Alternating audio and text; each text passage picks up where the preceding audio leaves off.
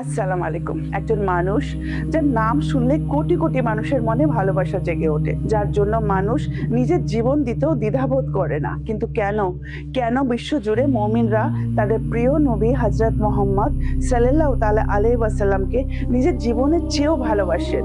এটি কি শুধু আবেগ, নাকি এর পেছনে লুকিয়ে আছে কোনো মহান সত্য? নবী করিম সাল্লাল্লাহু তাআলা আলাইহি ওয়াসাল্লাম শুধু একটি জাতির বা নির্দিষ্ট সময়ের জন্য আসেননি। তিনি এসেছিলেন পুরো মানবতার জন্য মহান আল্লাহর এক বিশেষ রহমত হিসাবে। তার চরিত্র ছিল অতুলনীয়। তিনি শিখিয়েছিলেন কিভাবে দুঃখ বা মানসিক যন্ত্রণাকে না সয়ে সম্মানের সাথে বাঁচতে হয়, কিভাবে অন্যের অধিকার রক্ষা করতে হয়। পৃথিবীর ইতিহাসে অনেক নবী ও রাসূল এসেছেন, প্রত্যেকেই আলো নিয়ে এসেছেন, কিন্তু মুহাম্মদ সাল্লাল্লাহু তাআলা আলাইহি ওয়াসাল্লাম ছিলেন আলোর পূর্ণতা।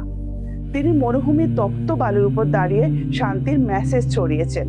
তিনি শিখিয়েছেন কষ্টের মাঝেও কিভাবে ধৈর্য ধরতে হয়, আর ক্ষমতার চূড়ে দাঁড়িয়েও কিভাবে সবাইকে ক্ষমা করতে হয়। তিনি ছিলেন এক আদর্শ স্বামী, এক স্নেহময় বাবা এবং এক সফল রাষ্ট্রনায়ক, যিনি নিজের মেয়ের সম্মানে দাঁড়িয়ে যেতেন, যিনি অনাথদের মাথায় হাত রাখতেন এবং কর্মচারীদের আপন করে নিতেন।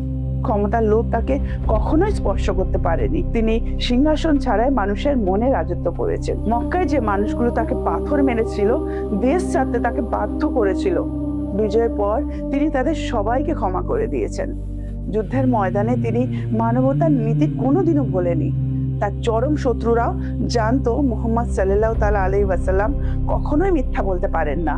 তাই তো তারা নিজেদের মূল্যবান সম্পদ তার কাছে আমানত হিসাবে রাখতেন। পরকালে যখন সব নবী বললেন, হে আল্লাহ, আমার উম্মতদের তুমি রক্ষা করো, তখন মুহাম্মদ সাল্লাল্লাহু তাআলা আলাইহি ওয়াসাল্লাম তার ছায়া তলে সবাইকে ডাকবে। ইসলামের গল্প আদম আলাইহিস সালাম থেকে শুরু করে হলেও কিন্তু এর পূর্ণতা পেয়েছে আমাদের প্রিয় নবী হযরত মুহাম্মদ সাল্লাল্লাহু তাআলা আলাইহি ওয়াসাল্লামের মাধ্যমে।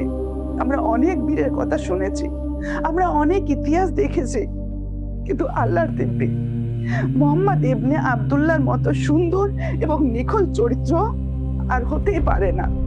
আপনি যদি তাকে আরো গভীরভাবে জানেন, তাহলে আপনিও তাকে ভালোবেসে ফেলবেন। ভিডিওটা যদি ভালো লাগে সবার সাথে শেয়ার করে দেবেন, আর কমেন্ট সেকশনে লিখবেন যে আপনার হযরত মুহাম্মদ সাল্লাল্লাহু তাআলা আলাইহি ওয়াসাল্লামের কোন জিনিসটা সবথেকে বেশি প্রিয় লাগে, কোন আদর্শটা সবথেকে বেশি প্রিয় লাগে। আসসালামু আলাইকুম।